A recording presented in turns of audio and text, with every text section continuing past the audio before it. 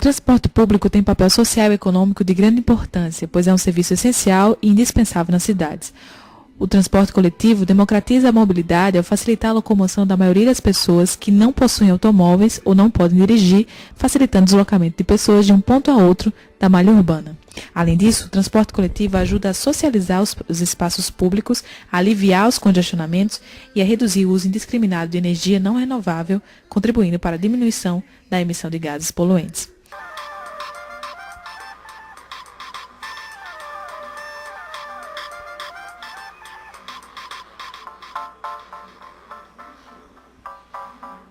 No Brasil, o fornecimento e a regulamentação do transporte público urbano é de responsabilidade municipal. Desta forma, o município pode assumir a responsabilidade de fornecer o serviço de transporte através de uma empresa pública ou conceder o direito de explorar esse serviço a empresas particulares. João Pessoa, como a maioria dos municípios brasileiros, concede licenças para empresas particulares operarem o transporte público. Essas concessões têm vigência de 20 anos e atualmente estão no seu segundo período. O decreto número 2.819, de 17 de março de 1995, institui que, para obter a licença de exploração do serviço de transporte público, as empresas permissionárias devem ter idoneidade financeira, personalidade jurídica, capacidade técnica comprovada pelo órgão gerencial, quitação com relação aos tributos federais, estaduais e municipais. Diariamente, cerca de 300 mil usuários utilizam o transporte público em João Pessoa. Por mês, este número chega a 8 milhões de pessoas. A frota de ônibus cadastrada na cidade atualmente é de 486 veículos, estando 407 em operação nas 81 linhas que circulam pelos diversos bairros. São 6 as empresas que operam na capital: Transnacional, Reunidas, São Jorge, Marcos da Silva, Mandacaruense e Boa Viagem. Por trás dessa suposta pluralidade de empresas está um fato constrangedor.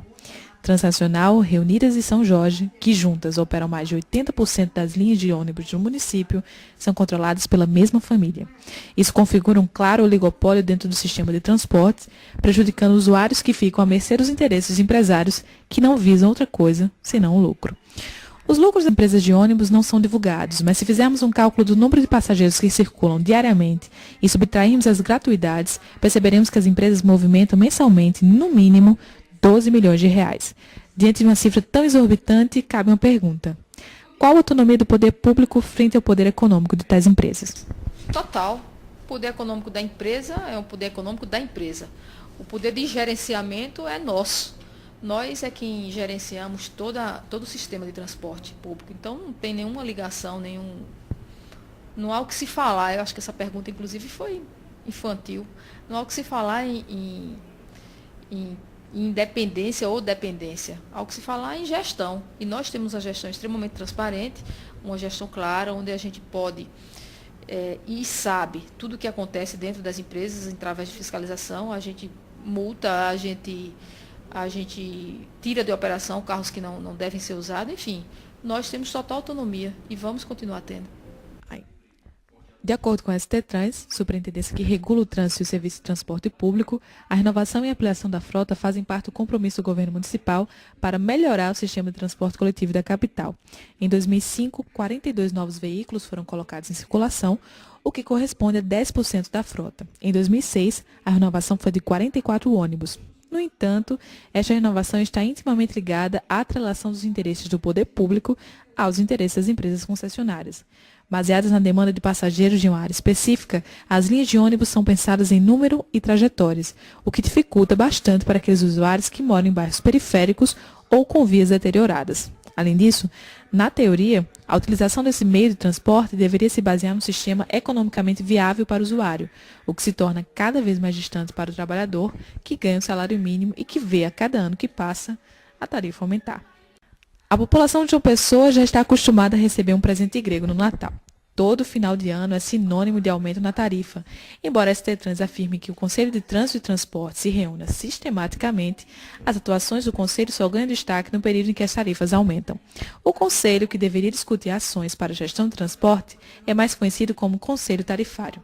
Ricardo Dias, morador do Jardim de Veneza, ainda se surpreendeu com o aumento de passagens e quase teve de voltar a pé para casa. Da mesma forma. Quando eu subi no ônibus hoje, eu tive uma surpresa muito grande. O cara, quando eu fui pagar a passagem, o cara tá faltando 20 centavos aqui. Até porque eu tinha um cartão pagou a passagem no ônibus e eu estava esperando um integrado para pegar um de volta. Só que eu fiquei mais de 40 minutos na parada do ônibus e quando eu subi não tinha mais o integrado. Tive que pagar com dinheiro. Meu orçamento ainda estava contando com 1,80 e quando eu fui pagar o cobrador ele disse, está faltando ainda 10 centavos aqui dentro desse dinheiro. Eu não tenho 10 centavos, eu disse a ele. E aí ficou um negócio complicado, ficou na roleta e tudo mais. E a gente acaba, como a gente se conhece dentro da comunidade, acabou rolando 10 centavos aqui e a gente... Jardim Veneza reclama em um único coro a sua principal reivindicação. Eu já presenciei 3 assaltos já nesses anos já, né? Assalto mesmo, agora assalto, coitado do cobrador, né? Quem sofre tudo porque é revólver na cabeça. A gente fica tremendo porque a gente vê um tiro ali, né? Como já aconteceu aí por aí, a gente vê as pessoas já morrendo, né? Perdendo a vida por causa do trabalho e os assaltantes aí não têm segurança. A ETCJP, a Associação de Empresas de Transporte Coletivos Urbanos de João Pessoa, é a responsável por cadastrar carteiras e vender o equivalente a vales transportes e passes estudantis através do sistema de bilhetagem eletrônica. Tal sistema de cobrança dos transportes privados da capital substitui os antigos vales e passes em papel, contando com um sistema praticamente todo informatizado, que ajudou na implementação dos programas de integração temporal e integração intermunicipal. Entidade associativa das empresas de transporte coletivo que atuam aqui na cidade de João Pessoa. Como tal, ela também tem uma autorização específica da Prefeitura Municipal, através de um decreto, para responsabilizar-se pela comercialização dos vales transporte e passes estudantis, assim como da emissão de identidades características do passe livre. Daí porque muito mais conhecida como entidade associativa é a ETC do que o próprio sindicato, que é Sindicato das Empresas, de sigla Sintur, mas poucos ouvem falar em Sintur JP. Nós conhecemos João Pessoa com um nome muito forte, a ETCJP. É, portanto, esta entidade representativa e responsável também pela comercialização dos vales transporte e passes estudantis. Sendo uma entidade que representa os empresários do transporte, nada mais natural do que adotar a postura de investidor. Desde 2002, a ETCJP homenageia os profissionais de imprensa através da entrega de troféus, o prêmio a ETC de jornalismo. Estranho é constatar que se trata de uma associação de empresas de transporte e que, ao invés de motoristas, cobradores e até passageiros, os premiados sejam jornalistas.